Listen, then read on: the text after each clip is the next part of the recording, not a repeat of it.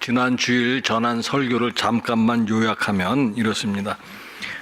예수님께서 공생애를 시작하면서 처음 전파하신 말씀이 무언가 하면 회개하라 천국이 가까이 왔느니라, 그 말씀이었습니다. 근데 새번역 성경에는 이것이 어떻게 번역되어 있는가 하면 예수님이 이 말씀을 선포하기 시작했다, 그렇게 번역되어 있습니다. 선포하기 시작했다는 것은 예수님이 이 말씀을 반복해서 선포했다는 것이고, 반복해서 선포했다는 것은 그만큼 예수님 말씀 가운데 중요한 말씀이다, 그런 뜻이었습니다. 회개해야만 하는데 그 이유가 무엇인가 하면 천국이 가까이 왔기 때문이다, 이런 말씀이었습니다. 오늘 이제 마태복음 5장 3절에 보시면은요, 심령이 가난한 자는 복이 있나니 천국이 그들의 것이며, 심령이 가난한 자는 복이 있나니 이렇게 되어 있는데요, 새 번역에는 마음이 가난한 사람은 복이 있다, 이렇게 번역이 되었습니다. 천국이 누구의 것인가? 복이 있는 사람의 것이고, 복이 있는 사람은 누구인가? 가난한 사람, 마음이 가난한 사람이 복이 있는 사람이다, 그런 이야기입니다. 마음이 가난한 사람이 복이 있는 사람이고 천국은 그들의 것이다, 이것이 예수님 말씀입니다. 그러면 이제 마음이 가난한 사람은 누구인가 하는 것입니다. 그 전에 먼저 오늘 말씀, 그 복음서 말씀 전체를 보면 소위 팔복이라는 것인데요, 그 팔복에 나오는 말씀들은 일반적으로 역설적인 내용들입니다. 가난하다 하는 문제만 보아도 그렇습니다. 우리가 마음이 가난하든 물질적으로 가난하든 일반적으로 우리가 생각할 때는 가난한 자보다는 부자가 복이 있는 사람이라 그렇게 생각을 합니다. 그런데 성경은 가난한 자가 복이 있다, 이렇게 말씀을 하고 있습니다. 1월 셋째 주일에 우리 박민찬 목사님이 오셔서 설교했는데, 감사하는 하나님 자녀들의 복된 삶이라 하는 제목을 가지고 말씀을 전하셨습니다. 그런데 그 설교에 사용한 성경 말씀이 무엇인가 하면 하박국서 3장 17절과 18절의 말씀이었습니다. 비록 무화과 나무가 무성하지 못하며 포도나무에 열매가 없으며 감람나무에 소출이 없으며 밭에 먹을 것이 없으며 우리의 양이 없으며 외양간에 소가 없을지라도 나는 여호와로 말미암아 즐거워하며 나의 구원의 하나님으로 말미암아 기뻐하리로다. 나는 즐거워하고 나는 기뻐한다라는 것인데요, 앞에 말씀해 보시면 무성하지 못하며 열매가 없으며 소출이 없으며 먹을 것이 없으며 양이 없으며 소가 없을지라도 즐거워하고 기뻐할 만한 상황이 아님에도 불구하고 내가 즐거워하고 기뻐한다라는 이야기입니다. 일반적으로 우리는 언제 즐거워하고 기뻐하는가 하면 무성하고 열매가 있고 소출이 있고 먹을 것이 있고 양이 있고 소가 있을 때 우리는 즐거워하고 기뻐하는 것이 아닌가 하는 이야기입니다. 이제 오늘 말씀도 다시 보시면은요, 3절 말씀이요, 심령이 가난한 자는 복이 있나니 천국이 그들의 것이며, 왜 마음이 가난한 사람에게 복이 있다는 말씀을 하셨을까 하는 것입니다. 먼저 우리는 사람의 문제가 어디에 있는가를 생각해 보아야 합니다. 물론 사람에게 경제적인 문제는 정말로 중요한 문제입니다. 먹고 마시고 입는 문제 중요하다라는 이야기입니다. 그래서 사람이 주로 걱정하는 일, 염려하는 일, 그것이 무엇인가라고 생각해 보면 결국 먹고 마시고 입는 것으로 걱정한다, 그런 이야기입니다. 또 우리가 많은 시간을 갖다가 투자하고 많은 노력을 힘쓰는 부분이 어딘가 하면 마찬가지로 먹고 마시는 일에 시간과 노력을 투자하고 있다, 그런 이야기입니다. 그런데 천국을 소유하고 천국에 들어가는 것은 먹고 마시고 입는 것이 직접적으로 연관된 문제는 아니다, 그런 이야기입니다. 마태복음 19장 24절에 보시면은요, 다시 너희에게 말하노니 낙타가 바늘귀로 들어가는 것이 부자가 하나님의 나라에 들어가는 것보다 쉬우니라 하시니, 누가 천국에 들어가기가 쉬운가? 예수님은 너무나도 분명하게 부자가 천국에 들어가는 것은 쉽지 않다, 이렇게 말씀을 하셨습니다. 또 예수님은 영생을 얻고 싶어하는 부자 청년에게 말씀을 하셨는데, 마태복음 19장 21절입니다.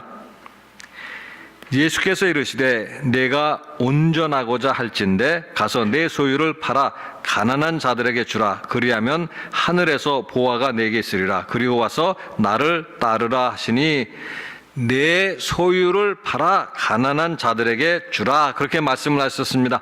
만일 천국에 들어가는 것이 소유와 직접적인 상관이 있다고 한다면 내 소유를 팔라고 예수님이 말씀하셨을까 하는 것입니다. 또 가난한 사람보다는 부자가 천국에 들어가기가 쉽다고 한다면 내 소유를 팔라고 말씀하셨을까 하는 것입니다. 이런 것들은 또 다른 차원에서 우리가 생각해 볼 수 있는데요. 그것은 바로 무언가 하면 하나님 앞에서 중요한 것은 사람의 마음이지 사람의 외모가 아니다라는 뜻입니다. 하나님 앞에서 중요한 것은 사람의 겉에 가지고 있는 것이 아니라 그 사람은 마음 속에 있는 것이다, 그런 뜻입니다. 그래서 우리가 잘 알고 있는 성경 말씀 가운데 하나가 사무엘상 16장 7절인데요. 여호와께서 사무엘에게 이르시되 그의 용모와 키를 보지 말라. 내가 이미 그를 버렸노라. 내가 보는 것은 사람과 같지 아니하니 사람은 외모를 보거니와 나 여호와는 중심을 보느니라 하시더라. 하나님과 사람은 다른 법인데 이미 보는 것에서부터 다르다, 그런 말씀입니다. 사람은 외모를 보지만 하나님은 외모를 보시는 것이 아니라 중심을 보신다. 하나님은 사람의 마음을 보신다, 그런 말씀입니다.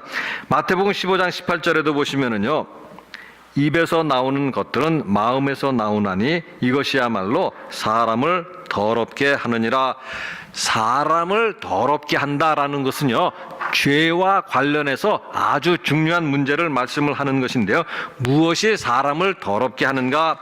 사람의 입으로 들어가는 것이 사람을 더럽게 하는 것이 아니다, 그런 말씀입니다. 도리어 사람에서 마음에서 나오는 것이 사람을 더럽게 한다, 그런 뜻입니다. 즉 외모보다는 마음이 더 중요하다는 것을 이렇게 말씀을 하고 있습니다. 따라서 우리는 무엇을 먹는가 하는 것이 우리에게 중요한 것이 아니라 우리의 마음이 어떤가, 우리의 마음이 깨끗한지 더러운지가 더 중요한 것이고 우리의 마음이 가난한지 부자인지가 더 중요하다, 그렇게 말씀을 하는 것입니다. 그래서 이제 앞에 말씀으로 다시 돌아간다면은요, 마음이 가난한 사람은 누구일까 하는 것입니다. 3절 말씀 다시 보시면은요, 심령이 가난한 자는 복이 있나니 천국이 그들의 것이며, 천국이 누구의 것인가 하면 마음이 가난한 사람의 것이고요. 지난주 설교 다시 한번 보시면은요, 마태복음 4장 17절입니다. 이때부터 예수께서 비로소 전파에 이르시되 회개하라, 천국이 가까이 왔느니라.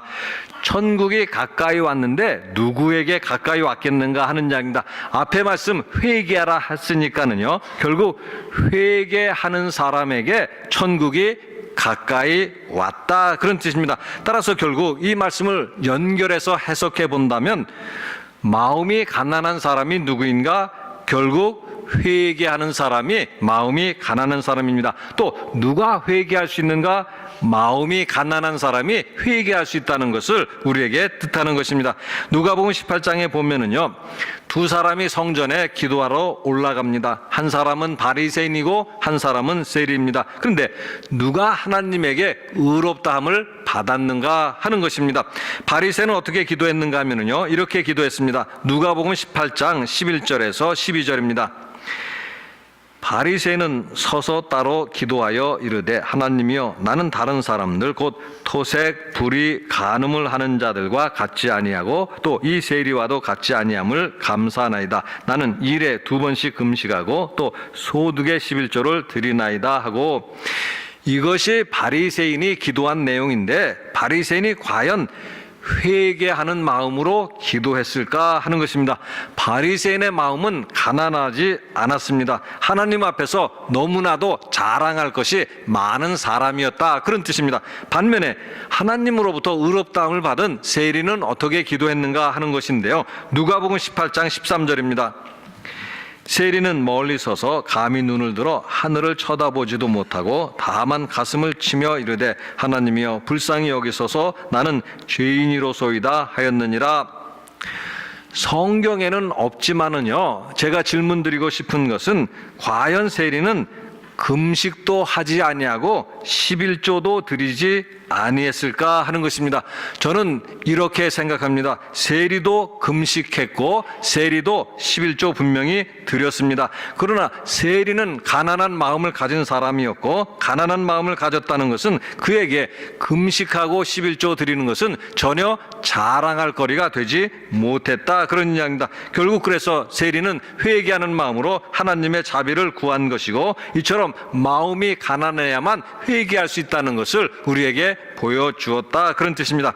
이제 마가복음 15장 15절 보시면은요, 이르시되 때가 찼고 하나님의 나라가 가까이 왔으니 회개하고 복음을 믿으라 하시더라.